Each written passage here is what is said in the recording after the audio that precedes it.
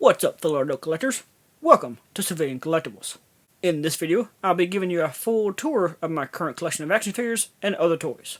If you've been following my channel for a while, you may notice that I've changed the background to be a bit more appropriate to the themes of this channel, plus I sound a bit better too. I now have new equipment to help with that exact purpose, and thought it would be good to treat this as a new starting point. However, if this is your first time landing on my channel, hi, my name is Seville, and here I like to discuss action figures and other collectibles based on my favorite movies, TV shows, and video games. Now before I get into the tour itself, I just want to give a few quick notes about my collecting habits. So to keep my collection tighter and not quite exploding everywhere like it could be if I kept no control, I limit myself to mostly one figure per character. However, there are a few exceptions, like with Superman because he is my favorite overall character. To accomplish this, anytime there's a new figure that comes out of a character I already own, I'll still buy it, compare it to the previous one, see which one I like better, and then sell off the one I dislike. Without any further ado, let's get right on into the collection tour. The first part of my collection that I'm going to show you are my three totally independent shelves. Each shelf here is totally its own thing and doesn't relate to the next. The top shelf is based on The Matrix from McFarlane Toys. The second shelf is based on the 1990 Ninja Turtles movie from NECA. And the bottom shelf is all my 1/18 scale cars. Here, I will give a closer look at each shelf, starting with The Matrix. For The Matrix, I do mostly hold true to my one figure per character thing, with the exception of Neo himself. So I have this one version attached to the Chateau display, and the other fighting Agent Smith, based on the end of Matrix Revolutions. Moving down to the second shelf, I have the NECA Ninja Turtles, based on the original 1990 live-action movie. Mine are all the single-pack editions that were exclusive to GameStop. These are all easily one of my favorite parts of my entire collection. Every single one of them are so highly detailed, they look like they walked straight off that movie set and onto my shelf. With this line, NECA has created the absolute best Teenage Mutant Ninja Turtles figures ever made. And now, moving down to my third shelf, we have my 1/18 scale cars. Just like with anything else in my collection, these are mostly based on entertainment franchises. Especially Knight Rider. Here, I have Kit and Car based on their 1982 Trans Am forms, and then I have another Kit and Car, but this time based on the Shelby Cobra forms from 2008. The 2008 forms were never officially licensed as Knight Rider products, but I bought the officially licensed Cobra products and just painted in the scanners. For Viper, I do have the original RT-10 that was in the show, and then I also have the GTS Coupe, but red instead of blue. The scanners on both the original Kit and Car do light up and move back and forth, but unfortunately over the years, they've gotten pretty dull and don't work as well as they used to. Next up is Power Rangers, with a mix of the Bandai Legacy series and the Hasbro Lightning Collection. Since the only prop officially released in the Lightning Collection so far is the White Ranger helmet, and I don't have that, my entire Lightning Collection is just the figures. Therefore, all the Zords and props that you see here are part of the Legacy series. I do have most of the props that were made available. I'm pretty sure the only ones I'm missing are the Green Ranger helmet, the Dragon Dagger, Saba, and the Gold Ranger staff. As far as the Legacy Zords go, the only one I'm missing is Titanus, and I'm constantly kicking myself for not getting it when I had the chance. As much as I like these, I am curious as to what Hasbro might come up with if they do Lightning Collection versions of the Zords. As far as the Lightning Collection figures go, I have all of this been made widely available. The only ones I never got were the San Diego Comic-Con 2-pack of the Red and Gold Ranger. However, the Red Ranger was released separately later, and the Gold Ranger will be released in the next wave. Typically, I've never really been one to be a total completionist of any particular line. However, I've enjoyed the Lightning Collection enough that I'm going to try to do so. At least until they start doing too many duplicates of the same characters. Like, when the Lord Zed and Rita 2-pack comes out, I won't keep two Lord Zeds. And now, for the DC portion of my collection. I basically have it split into 4 different sections. First up being the movie figures by Mattel. Most of these are from the recent Extended Universe films such as Justice League, Aquaman, and Shazam, but that 90s Alfred was so good last year that I couldn't pass him up. Next up is the group of TV figures based on shows like Arrow, The Flash, Supergirl, and Legends of Tomorrow, all made by DC Collectibles. Or as they're now back to being called, DC Direct. Most of these look really good. I liked a lot of the detailing on many of these figures, but most of them were lacking in the articulation department. My third section for DC is for the newest figures from McFarlane Toys, as well as the current One Lone Storm Collectibles, Bane. As both McFarlane and Storm release more and more new figures, I'll probably start condensing the other two sections to make more room for these.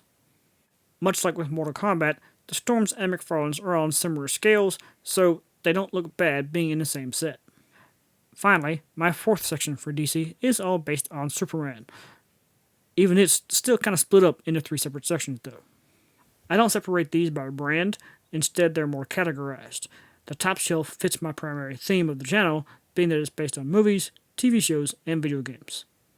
My second shelf is enemies and allies, so that's where I have characters like Lex Luthor, Bizarro, Cyborg Superman, Superboy, Supergirl, and Steel. And finally, the bottom shelf is all the different comic book variations of Superman throughout the years. Whether it's the classic versions, Electric, or Rebirth, it's all here. Now, for the biggest portion of my collection, wrestling. I personally can't remember a time before watching wrestling. My dad was a fan, so I grew up watching it right along with him. I was born in the early 80s in April, so my birthday has almost always been synonymous with WrestleMania. In fact, if my birthday happens to land on a Sunday, there's a good chance it'll be on the same day as WrestleMania itself. I even went to Mania 27 in Atlanta for that very reason. When it comes to WWE, I do still mostly stick to the one figure per character rule, especially because there's so many different characters I'd want to have in the collection. Being that I've been a fan of the product for such a long time, there's already hundreds of characters that I like, and they're always adding new ones each year. Most wrestlers either don't last very long, or they don't change their character up all that much in their run, so one figure per character does suffice. However, some wrestlers have been around so long that one simply wouldn't cut it. My two favorite wrestlers are The Undertaker and Kane. Both of them have been around since the 90s and have had many different iterations over that time. Because they are my favorites, I allow them the same exception to the rule as Superman. Therefore, I have one of each major elite version of the character. For Corporate Kane though, I even had to bend that rule a little bit because they never really made an elite version other than the one in the full suit and tie. Beyond that, I'm pretty confident that I'm currently up to date with every Elite Collection version of both The Undertaker and Kane, with the exception of the ringside exclusive version of The Undertaker dressed as Kane. That one is definitely on my list to get though. In more recent years, many of the women have proven to be a much stronger driving force in the industry. Before that, there were certainly some standouts in the rosters at different times, like Chyna and Lita, but many others were reduced to either short matches or valets for eye candy. However, now, many of my favorite wrestlers on the roster are the women, like Charlotte Flair, Asuka, Alexa Bliss, Ruby Riott, Io Shirai, and Shayna Baszler. Unfortunately, the women figures are usually produced less and shorter packed, so they are kind of hard to come by. And finally, with all these wrestlers, I've got to have the ring, and the intro stage, and the barricade, and the announce tables, and all the other things that are usually found in the arenas. The ring itself is the elite version that is in scale with the figures, so it is a 20-inch square. With the entire arena display set up like this, it does cover most of the floor space of this room. Most of the time when I think something really cool happened on the shows, I'll try to recreate it in this set, but for the purposes of this video, I just wanted a nice clean display. Continuing on with Hasbro, here's my Marvel Legends collection. It's almost entirely MCU with the exception of the Netflix characters like Daredevil and Luke Cage. Even though we never really saw them interact with the movie characters like Iron Man and Spider-Man, they were supposed to be set in the same universe because they did reference the New York battle from Avengers 1. But since all those shows were cancelled, them ever actually being in the mix like this is pretty much impossible. For the purpose of my display, it's mostly based on the final battle of Avengers Endgame, but of course I've got some characters sprinkled in here and there that were never part of that scene. If you've seen my quarantine shopping video, then you know I've also gotten the newer characters from the Black Widow movie, but I haven't quite squeezed them into this display yet. Next up, I do have a little bit of a Star Wars Black Series collection, but I've really only started getting those over the last couple of years. I haven't really branched out much beyond the primary characters from each film, and it's only the newer versions. I've never actually done any reviews on the Star Wars figures because with them being on the lower end of my priority list, I never really get them when they first release. However, if you'd like to see me add them to my repertoire, be sure to let me know in the comments. Back to NECA, my primary shelves for that brand are split into two separate sections, the first being Alien Xenomorphs and Predators. If I get too many more of these, they'll each need their own shelf. With only a couple of exceptions here and there, I mostly stick to the Ultimate Edition figures of each type, plus only one per film. The second shelf is a mix of my other favorite horror and sci-fi characters, such as the Terminator, Jason Voorhees, and Freddy Krueger. I really wish they'd make a new Ultimate RoboCop that isn't half a Terminator, especially with him now being in Mortal Kombat 11. The one thing on this shelf that's not NECA is the Headless Horseman from Sleepy Hollow.